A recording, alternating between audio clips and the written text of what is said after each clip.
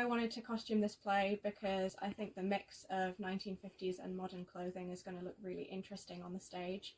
It's also got quite a small cast, which has meant that I've been able to spend some time in rehearsals, which you don't normally get to do for a larger show, so it's been really nice to see what the actors are doing during the rehearsal process and get a feel for the characters.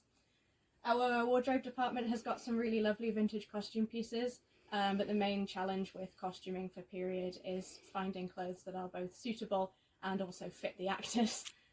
So this play is set in the 1950s, about which I knew very little, so I've looked at films, I've been to Beamish, their news section there, and I've just read a lot about it. So I've got to find furniture that isn't really around, and if it is, it's dead expensive, so we've had to be quite creative with that. And we've also had to be very creative with the stuff that we're making. This show has a lot of food, so we've had to be quite creative about making things. Here is a lovely 1950s ice cream sundae and some lovely little picks for the cocktail party made out of sponge and bits of scouring pad, so we don't have to make it every single night.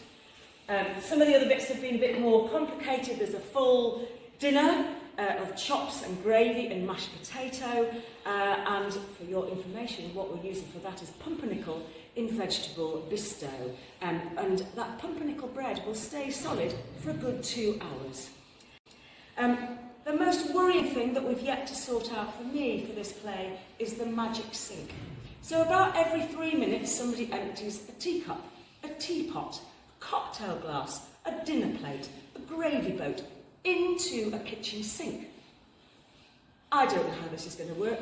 I have visions of us in sou'westers, under the sink, curled up, receiving these things quietly and silently and sending them off into the wings to be washed up. It's going to be very grubby.